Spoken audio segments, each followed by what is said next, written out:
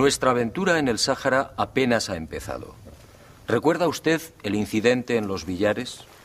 ¿Recuerda aquella nave no humana y a los 3 seres que arrojaron esta pequeña piedra esférica a los pies del testigo? Pues bien, este es nuestro próximo objetivo. Tratar de descifrar en Argelia el significado de los misteriosos símbolos del lucerillo. Sígame y lo que va a ver le sorprenderá. Los tuareg examinaron la piedra esférica con especial curiosidad. Prudentemente me abstuve de relatarles la increíble historia de la nave y los seres que al parecer podrían haberla grabado. Estudiaron igualmente el desarrollo de los grabados y todos unánimemente coincidieron.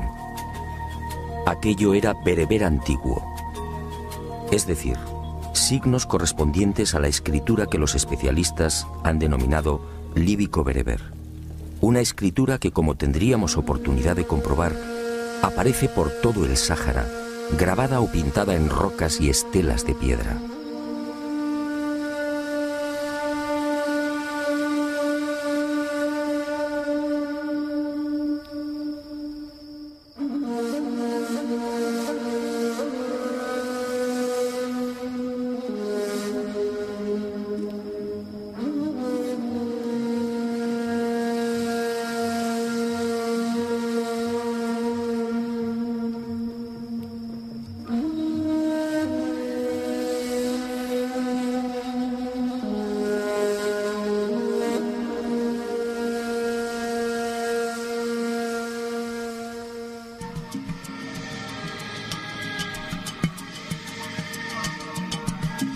Una escritura que tiene su derivación en la lengua amazigh, actualmente hablada por unos 20 millones de personas en Marruecos, Argelia, Túnez, Níger, Mali, Burkina Faso, Mauritania, Libia y en el oasis de Siba, en Egipto.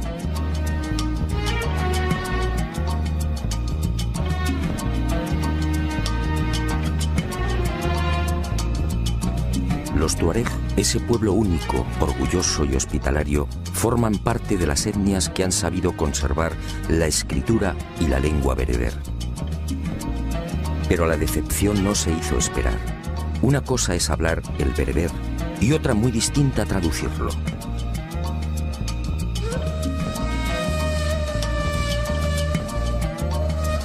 En otras palabras, algunos de los grabados del lucerillo correspondían al bereber antiguo y los tuareg no supieron descifrarlo.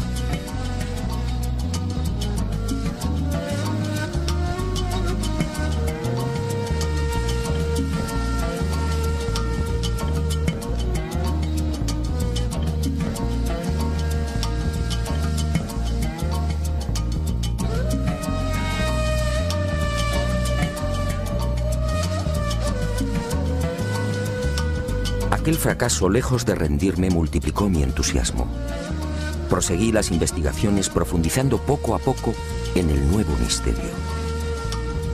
Y las indagaciones en torno a los enigmáticos signos bereber me conducirían mágicamente, casi sin proponérmelo, a otra fascinante y para mí desconocida realidad. ¿De dónde procedía aquella escritura? ¿Arrancaba en el primer milenio antes de Cristo, como aseguran arqueólogos y lingüistas? ¿Por qué se perdió su significado original? Lo primero que descubrí es que aquella escritura, aparentemente tan simple, encerraba una enorme fuerza conceptual.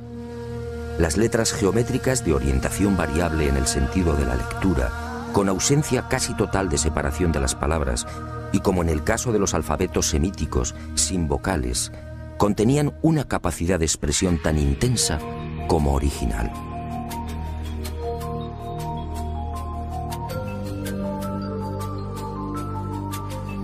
El bereber, además, puede leerse en cualquier sentido, de izquierda a derecha, de derecha a izquierda, de abajo a arriba y viceversa, o en espiral. Y las dudas siguieron atormentándome. ¿Quién había ideado una escritura tan perfecta? Y un inevitable pensamiento me acompañó desde entonces. ¿Por qué la nave de los Villares lucía aquellos símbolos? ¿Símbolos bereber en una civilización del espacio? ¿Por qué la piedra lanzada por los seres presentaba unos grabados idénticos a los que adornan las rocas del Sáhara? ¿Por qué, en fin, se repetían en el anillo de plata los palos y ceros tan habituales en la escritura bereber?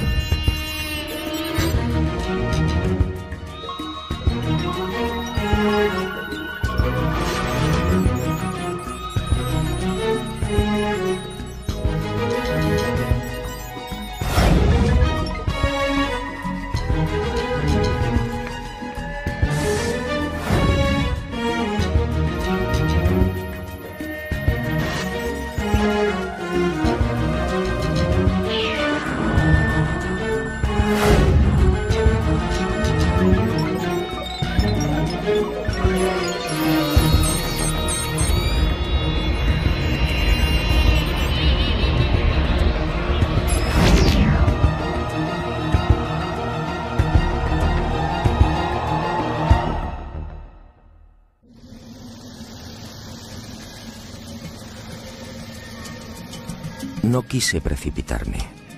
Al conversar con arqueólogos, historiadores y expertos en escritura bereber, comprendí que había cometido un error. No todos los especialistas están de acuerdo a la hora de establecer la procedencia y fecha de aparición del bereber antiguo. Unos lo hacen llegar del este, situando el nacimiento hacia el primer milenio antes de Cristo. Otros, en cambio, como Blanchet, Geseli y José Onrubia, sitúan el origen del proto-bereber en el propio Sáhara y entre el octavo y sexto milenios antes de nuestra era. Esta última teoría concede a la escritura bereber una extraordinaria antigüedad, entre 10.000 y 8.000 años, es decir, muy anterior a los textos escritos en Mesopotamia y en el Valle del Nilo.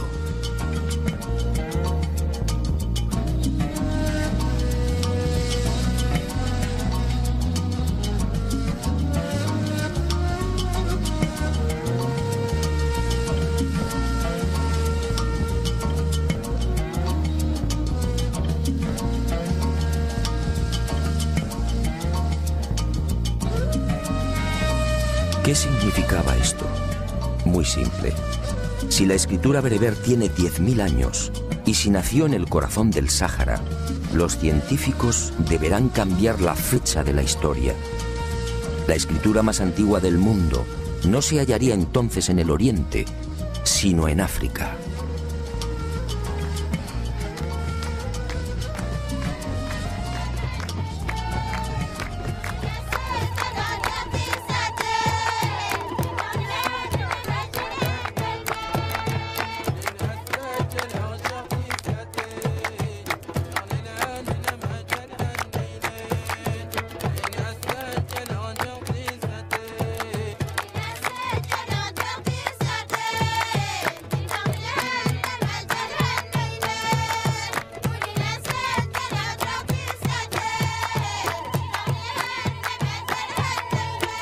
Y otro detalle que me desconcertó. Por más que indagué, nadie supo darme razón de los antecedentes lingüísticos del bereber. Como es lógico y natural, la mayor parte de las lenguas escritas experimenta siempre un proceso natural de evolución. De unos primeros y casi infantiles símbolos se va pasando a signos más concretos y simplificados que finalmente derivan en las letras que hoy conocemos. En este sentido existen numerosos modelos histórica y antropológicamente contrastados. No ocurre así con el bereber antiguo. Aunque algunos tratan de hacerlo derivar de la escritura púnica, la verdad es que el problema está muy lejos de ser esclarecido. Científicos como Camps, Chabot, Springer, Onrubia, Gali, Basset, Galán y otros han sacado a la luz más de 1.200 inscripciones, todas ellas procedentes del Sáhara. En ninguna, sin embargo, se observa el menor vestigio de esa evolución natural. Y obviamente me pregunté, ¿apareció el bereber de repente? ¿De quién fue la idea? ¿Cómo es posible crear una escritura tan simple y certera sin un proceso previo de maduración? Y lo más importante, ¿cómo explicar que una escritura tan elaborada terminara perdiendo su genuina significación? Los tuareg y los bereberes de la Kabila argelina, entre otros, llegan como mucho a leer algunos de los signos que integran el bereber, pero no saben traducir la totalidad de las inscripciones. Es como deletrear una frase en alemán. Conocemos el significado de cada letra, pero si no sabemos alemán, difícilmente acertaremos con la traducción. Conforme fui adentrándome en el desierto y conociendo en profundidad las características de la antigua escritura bereber, más seguro estuve de la extraordinaria antigüedad de aquellos misteriosos signos. Hoy existen técnicas científicas que pueden datar con razonable exactitud la fecha de ejecución de pinturas y grabados. El estudio de la pátina de estos últimos, los grabados, es uno de los caminos. Cuando el artista ataca una pared o una roca, al martillear o perforar, elimina la capa de óxido que cubre la piedra, dejando un surco blanco, idéntico al color original del soporte. En consecuencia, un grabado de tonalidad clara será siempre más reciente que uno con los surcos oscuros. A este primer sistema de datación indirecta, los científicos han ido incorporando otras técnicas cada vez más complejas y seguras.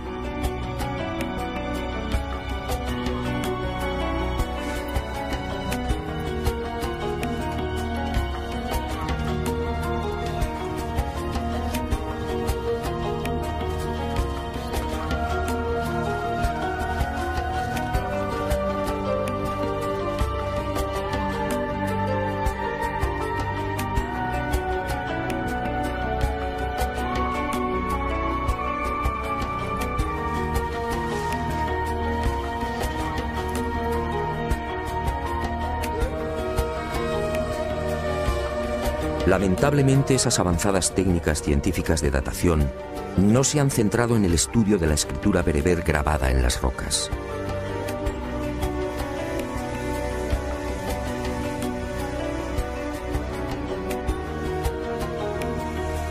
Los arqueólogos se han inclinado primero por el análisis de los grabados propiamente dichos, es decir, de los animales y de los hombres allí representados.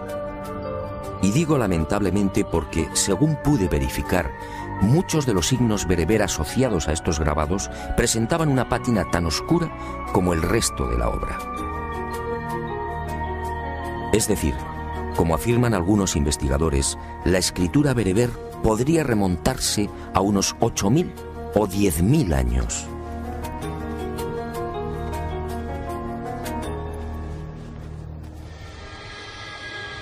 Y la gran pregunta cobró nuevas fuerzas. ¿Qué ocurrió? ¿Por qué el significado de esta espléndida escritura terminó perdiéndose?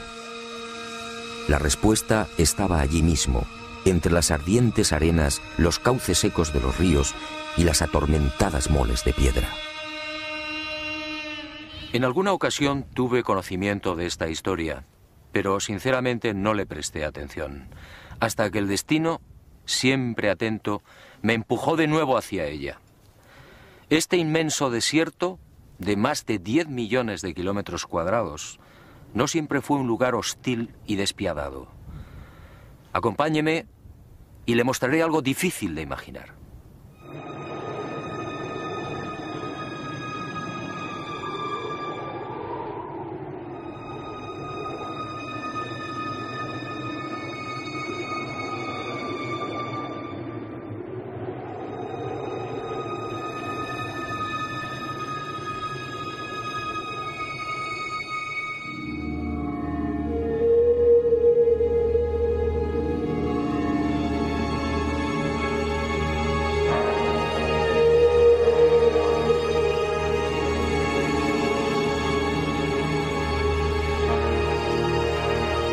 Supongo que es lógico. El hombre del siglo XXI ha conocido el Sáhara tal y como es. Una región desolada, donde las precipitaciones anuales apenas rondan los 100 milímetros. Un inmenso horno en el que la vida pelea dramáticamente por sobrevivir. Una interminable y cansina sucesión de arenales y gigantes rocosos apenas coloreados por las fugaces sombras de hombres y animales. Miles de kilómetros desde el Atlántico al Mar Rojo, incomprensiblemente condenados a la esterilidad y la muerte. 50 y hasta 60 grados de temperatura durante el día y un frío helador bajo el más hermoso firmamento del planeta. Un coloso rojo, negro o amarillo, casi agonizante. Un desierto extremo donde el agua es contemplada y mimada como una mujer. Pero no siempre fue así. Retrocedamos en la historia y abramos otra puerta en esta mágica aventura. Todo empezó hace 12.000 o 13.000 años, cuando los hielos de la última glaciación empezaron a retirarse. Según los expertos, en el último millón de años, durante el Cuaternario, nuestro planeta experimentó importantes cambios en su eje. De los 23 grados, inclinación habitual respecto al plano de su órbita, la Tierra osciló hasta los 22 y 25 grados en ciclos de 41.000 años, provocando sensibles variaciones climáticas.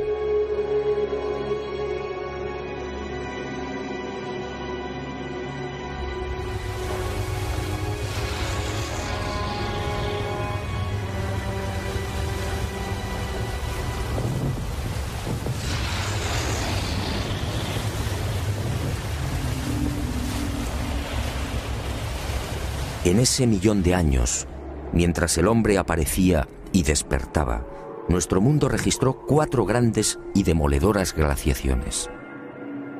La última cubrió buena parte de América del Norte y Europa, llegando a las puertas de Londres, París y Moscú. La península escandinava quedó cubierta por una capa de hielo de 2.400 metros de espesor. Y hacia el 13.000 antes de nuestra era, la glaciación retrocedió concediendo un respiro al mundo. Los hielos se fundieron y los océanos elevaron sus niveles en 120 metros, niveles que conservan en la actualidad.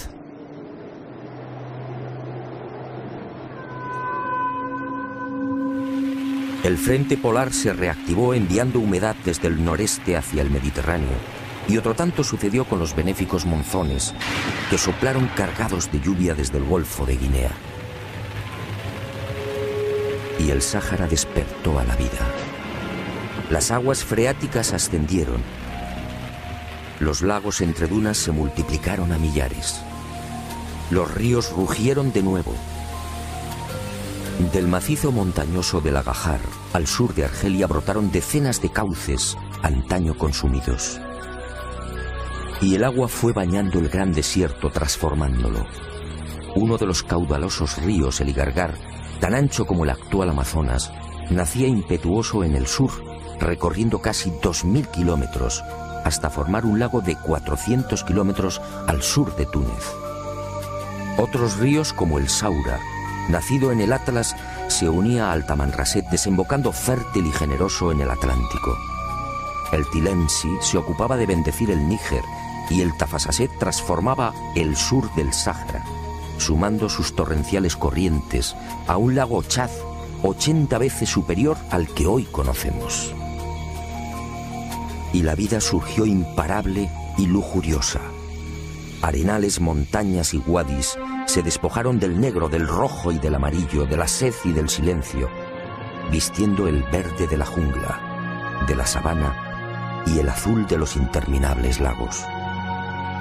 Fue una explosión vital, lo que los científicos llaman el Gran Húmedo, uno de los periodos más fértiles del viejo y cansado desierto. El Sáhara se convirtió así en algo que hoy cuesta trabajo imaginar, un auténtico paraíso. Y el lugar donde todavía nos encontrábamos recibió el nombre exacto: Tassili, meseta entre ríos. la nave Columbia y los satélites artificiales han proporcionado imágenes rotundas. Esos wadis o cauces secos que muestran las fotografías tomadas a 180 kilómetros de la Tierra lo dicen todo. También las imágenes infrarrojas y las captadas por radar demuestran que bajo las ardientes arenas existió en la antigüedad toda una red de lagos conectados, algunos de hasta 7.000 kilómetros cuadrados.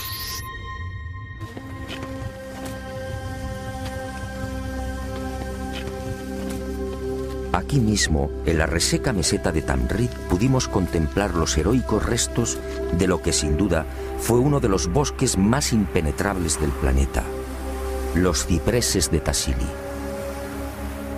Gigantescos ejemplares de hasta 6 metros de circunferencia, hoy agonizantes, pero todavía altivos, recordándonos el antiguo esplendor de la zona. El propio Lot, en sus incursiones hasta el Ténere, una de las regiones más sofocantes del Sáhara, llegó a descubrir notables acumulaciones de huesos y espinas de pescados que podrían llenar varios carros y que constituyeron parte importante de la dieta de los antiguos pobladores. ¿Y qué decir de los grandes morteros de piedra de una sola pieza descubiertos en todo el Sáhara? Prueba evidente de que el cereal cubría grandes extensiones.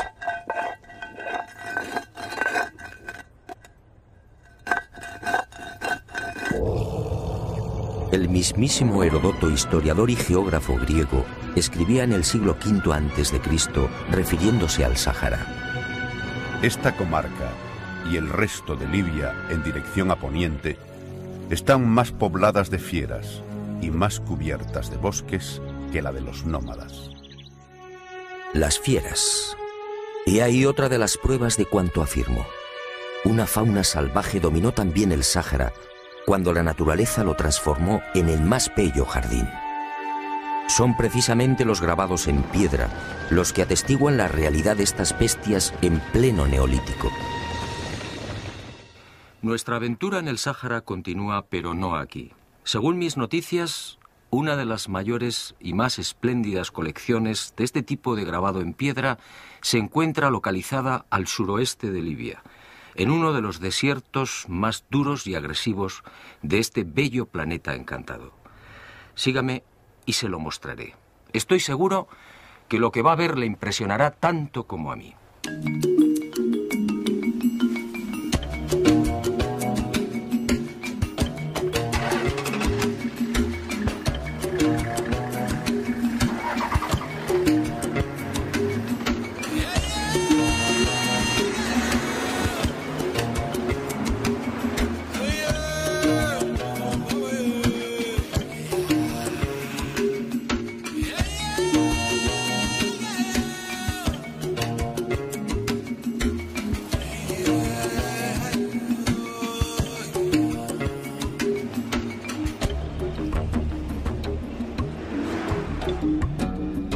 Nuestro siguiente objetivo nos llevó esta vez a Trípoli. Desde allí, cruzando los desiertos libios, alcanzamos Gadamés y Saba, penetrando por fin en la Hamada de Mursuk, otro infierno de piedra y arena. Una vez instalados en el duro Fesán, recorreríamos los Matendus, los célebres Akakus, y giraríamos hacia el norte, aproximándonos a la frontera con Argelia. Allí, en la región de Aramet, una zona casi olvidada, llevaríamos a cabo otros no menos interesantes hallazgos. Después, tras casi 3.000 kilómetros de duras y penosas marchas por el Sáhara, retornaríamos a Saba.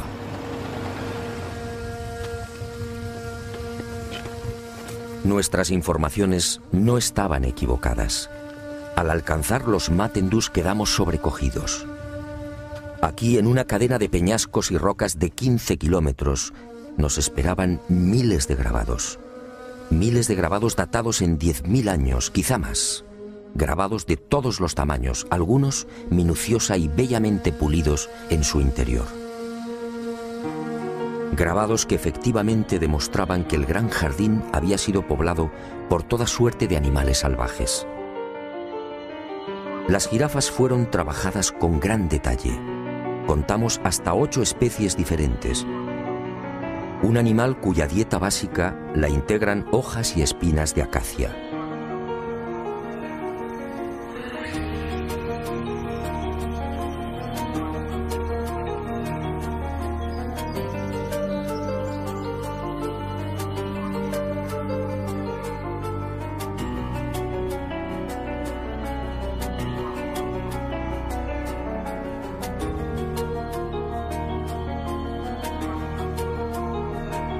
Y otra prueba más de la realidad de ese paraíso, el rinoceronte, un animal muy exigente con el agua.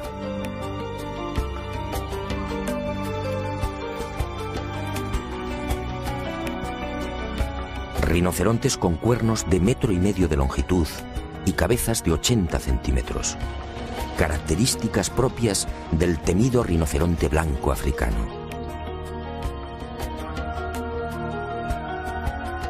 Así lo vieron los hombres del Neolítico y así lo grabaron.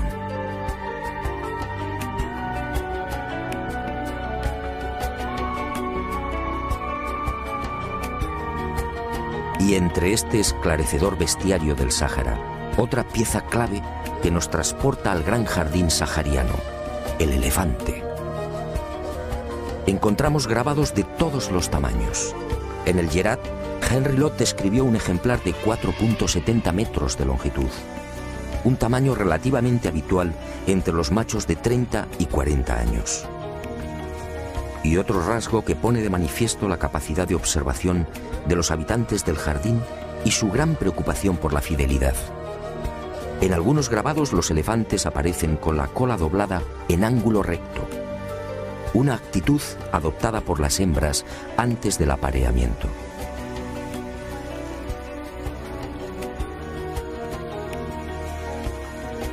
Grandes paquidermos que consumen alrededor de 100 litros de agua al día y que obviamente tampoco habrían sobrevivido de no haber existido ese exuberante paraíso.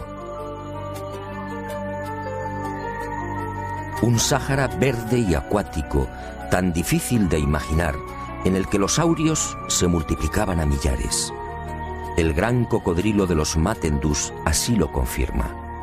El ejemplar, un adulto de 2,50 metros, seguido por una cría, fue grabado hace miles de años. La oscuridad de la pátina no ofrece dudas.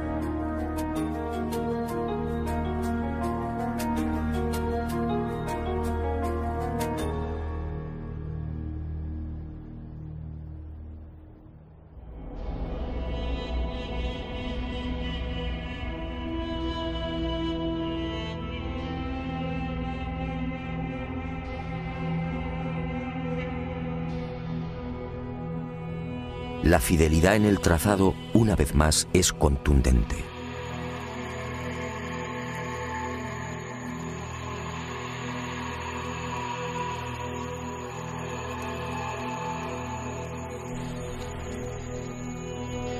Nueva sorpresa. ¿Hipopótamos en el desierto? Quizá la pista más notable de lo que afirmo. El hipopótamo no puede vivir sin el agua. Es su medio natural. Pues bien, los especialistas en grabados y pinturas han localizado en el Sáhara un centenar de representaciones de este coloso. Todas ellas en Yerat, Tassili y Mesak, es decir, en el gran horno sahariano.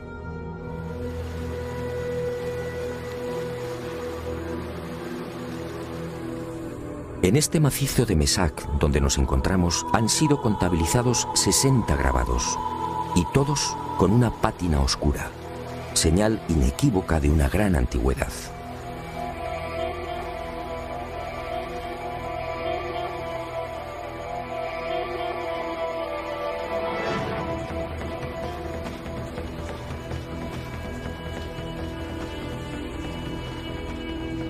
Pero no todos son animales conocidos. El hombre del Neolítico sin querer nos ha proporcionado con sus grabados la prueba de la existencia de ejemplares hoy desaparecidos. Este es el caso del uro y del búfalo antiguo.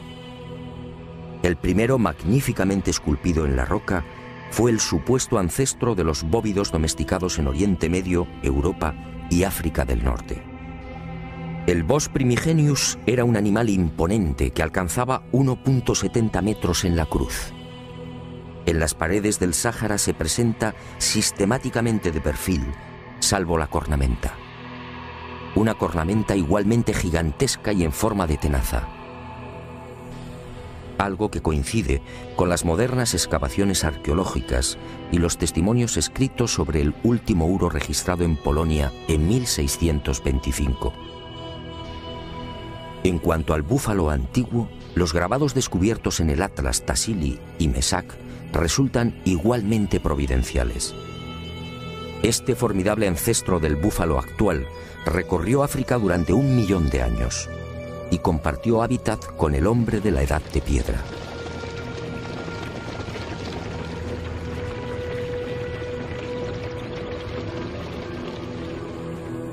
Sus grandes dimensiones, con cornamentas de más de 3 metros de envergadura, debieron impresionar a los habitantes del jardín sahariano.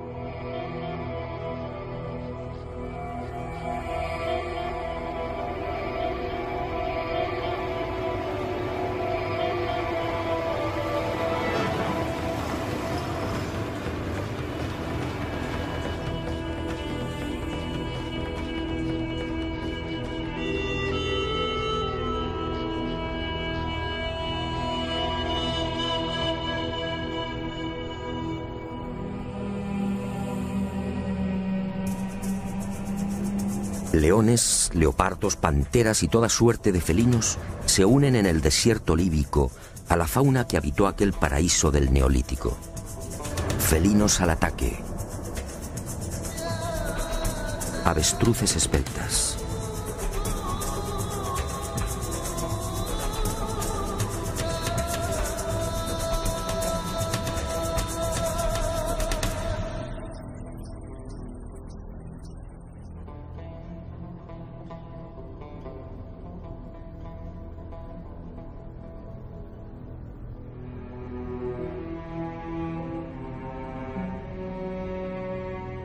Perros al servicio del hombre. Decenas de antílopes, algunos casi extinguidos como el órice, la gacela de Waller y el antílope búbalo. Muflones de cuernos anillados y largas crines en cuello y pecho, hoy desterrados a las solitarias cumbres y mesetas del Tassili. Y por fin decenas y decenas de vacas. Otro animal que nos conduce indefectiblemente a la abundancia de pastos, a un clima benigno y a la presencia de ríos y lagos.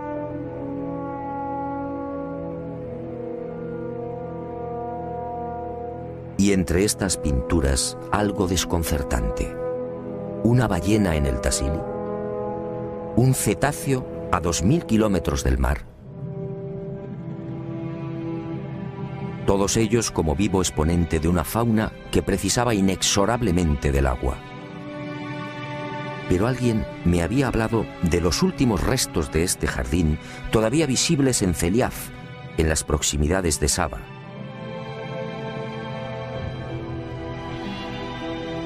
Y hacia allí nos dirigimos. Fue sin duda la etapa más gratificante de nuestra estancia en el Sáhara.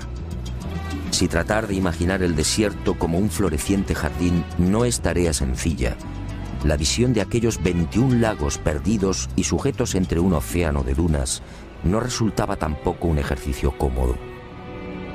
Costaba acostumbrarse a la realidad de aquellas aguas, en su mayoría saladas, alimentadas por misteriosos manantiales subterráneos. Aguas verdes, azules y transparentes en el corazón de la desolación. Lagos como el Mafu, Gabrón, Ouan al-Mar o Ruiz, de 70 y 80 metros de profundidad, que albergan la reliquia de lo que fue una vida pujante, quisquillas y pequeños peces tropicales.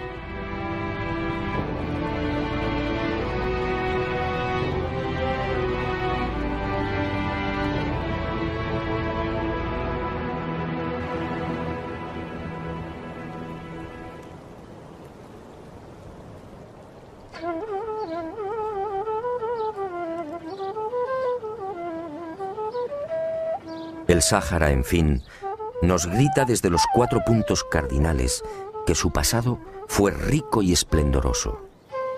Hasta el áspid de Cleopatra, la serpiente de los encantadores, nos recuerda aquel tiempo benéfico. Esta cobra indostánica, emigrada de los trópicos, no debería existir en el sur de Libia y Argelia. Sin embargo, ha logrado sobrevivir.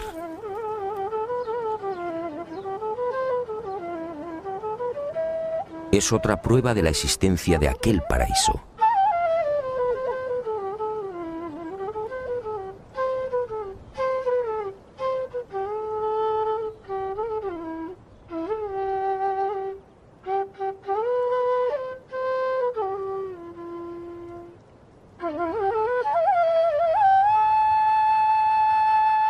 Bueno será que recapitulemos, y permítame que lo haga a mi manera.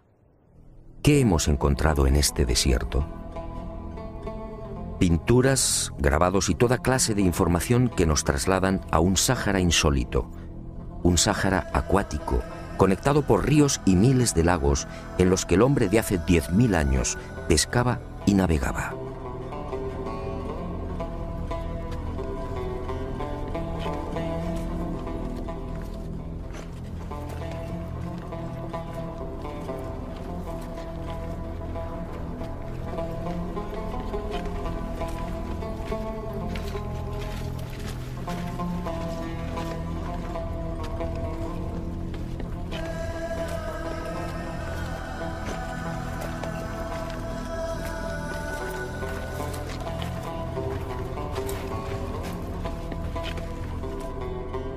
Hemos hallado la imagen de un barco de 3 palos en una colina de 600 metros de altitud, Zinquicrá, en mitad del hoy abrasador desierto de Yerma, en Libia.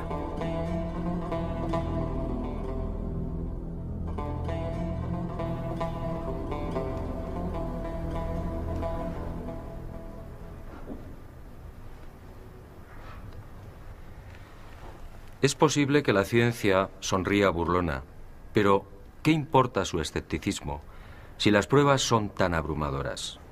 Esta es mi teoría.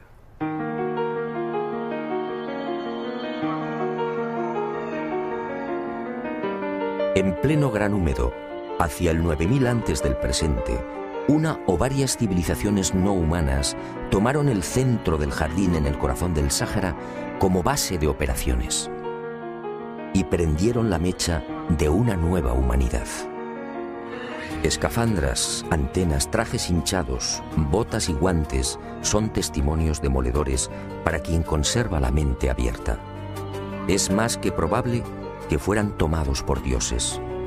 ¿Qué otra cosa podían pensar aquellos recolectores y cazadores cuya industria se centraba en el sílex y en las hachas de piedra?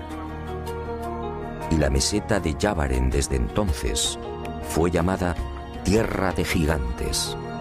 Y a la vista de estas pinturas, el instinto y mi larga experiencia como investigador me dicen que esos seres del espacio pudieron intervenir a nivel genético, mejorando las razas.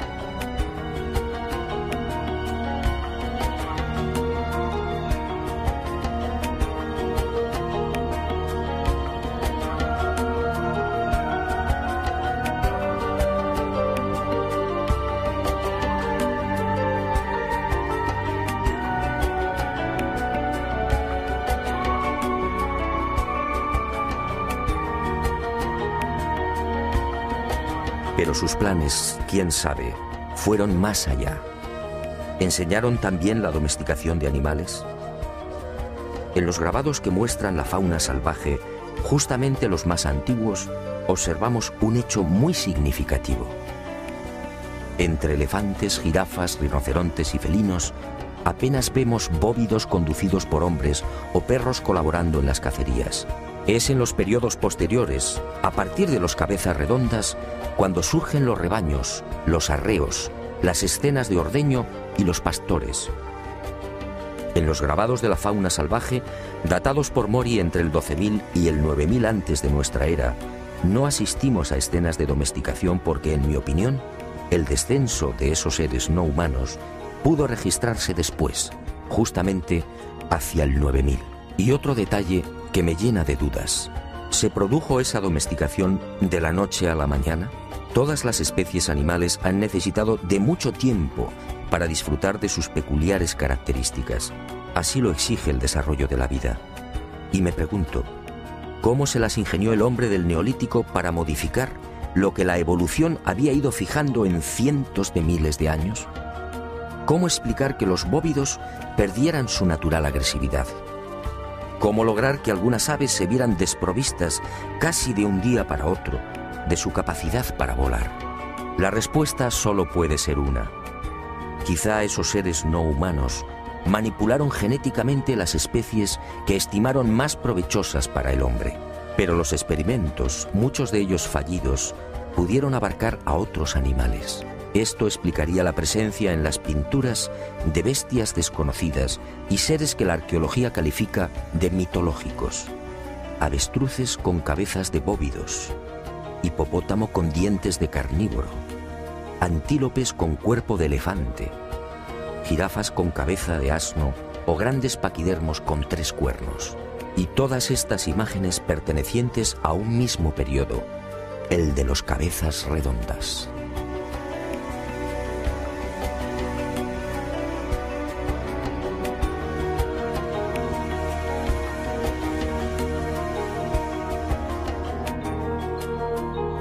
Y encontramos también vestimentas y tocados imposibles.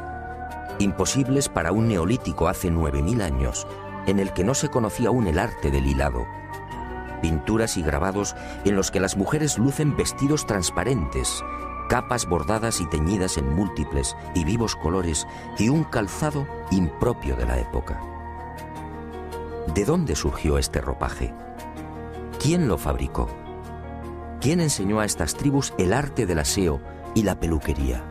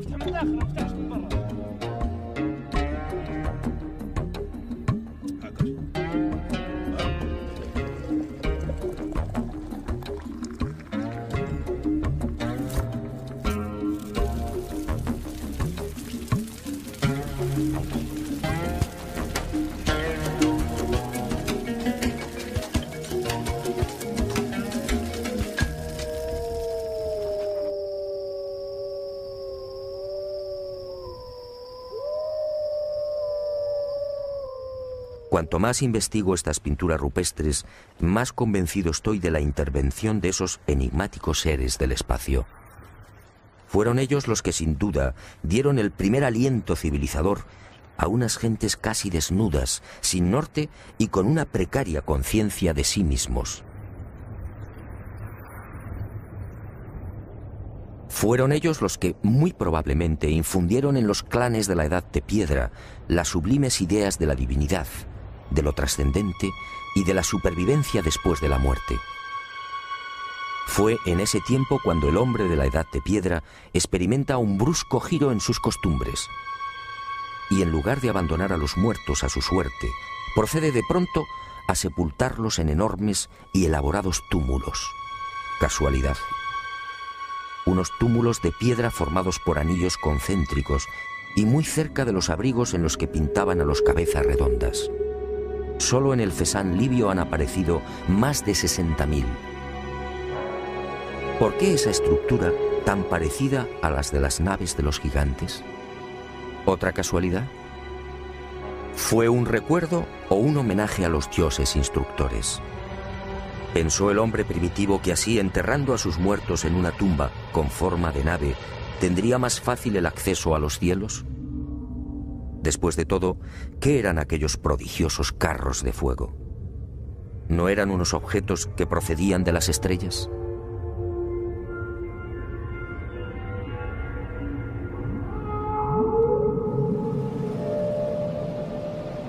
Una o varias civilizaciones no humanas, sí, que desencadenaron una gran cultura en el corazón de África. Una cultura que, según mis estimaciones, habría arrancado mucho antes de lo que imaginamos. Una cultura apuntada en miles de pinturas y grabados que muy pocos conocen. Una cultura que recibió también el precioso tesoro de la escritura. Una forma de comunicación directamente enseñada por los dioses. Una escritura, por tanto, que no precisaba de evolución alguna. Por eso los científicos no consiguen encontrarla. Por eso nunca la encontrarán. No tengo la menor duda.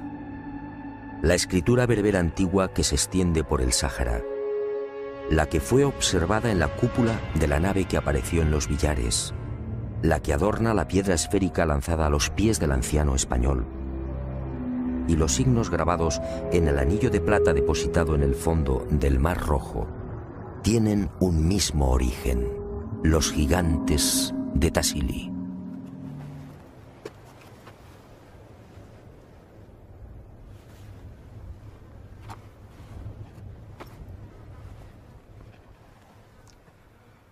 El rompecabezas, como ve, empieza a tomar forma, pero quedan algunas incógnitas por despejar.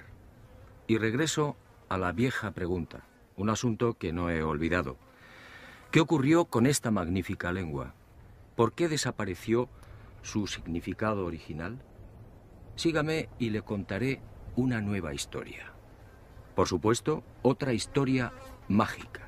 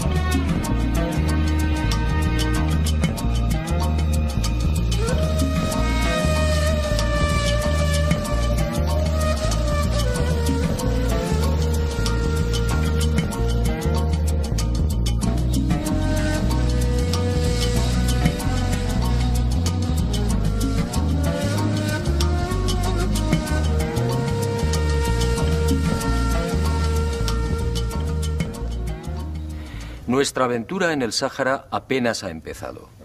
¿Recuerda usted el incidente en los billares? ¿Recuerda aquella nave no humana y a los 3 seres que... En otras palabras, algunos de los grabados del lucerillo correspondían al bereber antiguo y los tuareg no supieron descifrarlo.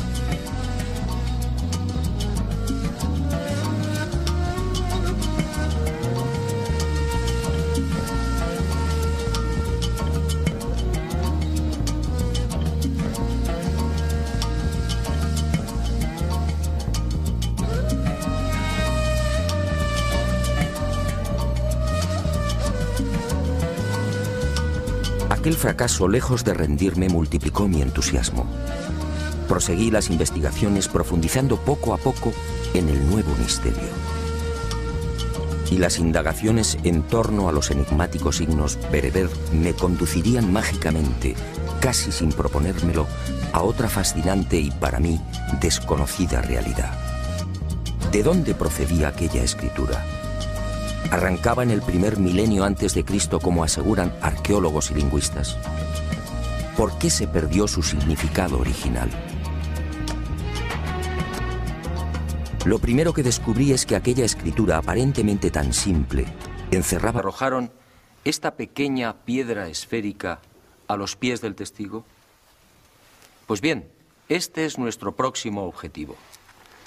Tratar de descifrar en Argelia el significado de los misteriosos símbolos del lucerillo. Sígame y lo que va a ver le sorprenderá. Los tuareg examinaron la piedra esférica con especial curiosidad. Prudentemente me abstuve de relatarles la increíble historia de la nave y los seres que al parecer podrían haberla grabado. Estudiaron igualmente el desarrollo de los grabados y todos unánimemente coincidieron. Aquello era bereber antiguo, es decir, signos correspondientes a la escritura que los especialistas han denominado líbico-bereber. Una escritura que, como tendríamos oportunidad de comprobar, aparece por todo el Sáhara, grabada o pintada en rocas y estelas de piedra.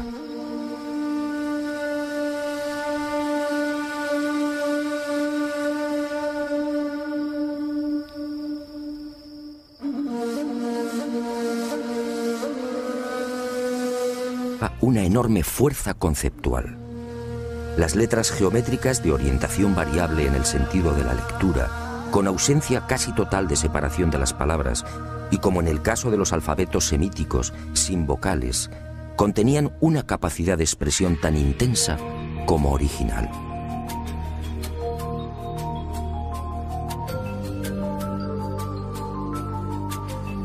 El bereber, además, puede leerse en cualquier sentido, de izquierda a derecha, de derecha a izquierda, de abajo a arriba y viceversa, o en espiral. Y las dudas siguieron atormentándome. ¿Quién había ideado una escritura tan perfecta? Y un inevitable pensamiento me acompañó desde entonces. ¿Por qué la nave de los billares lucía aquellos símbolos? ¿Símbolos bereber en una civilización del espacio? ¿Por qué la piedra lanzada por los seres presentaba unos grabados idénticos a los que adornan las rocas del Sáhara? ¿Por qué, en fin, se repetían en el anillo de plata los palos y ceros tan habituales en la escritura bereber?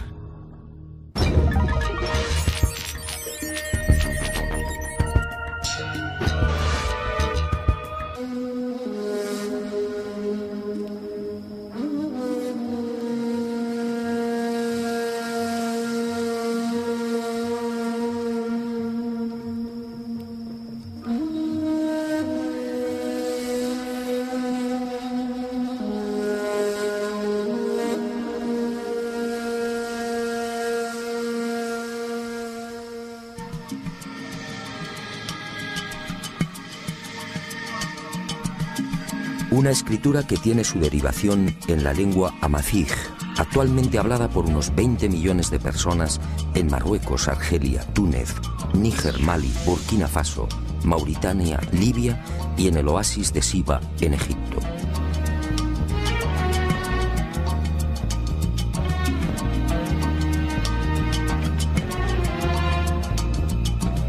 Los tuareg, ese pueblo único, orgulloso y hospitalario, forman parte de las etnias que han sabido conservar la escritura y la lengua bereber. Pero la decepción no se hizo esperar.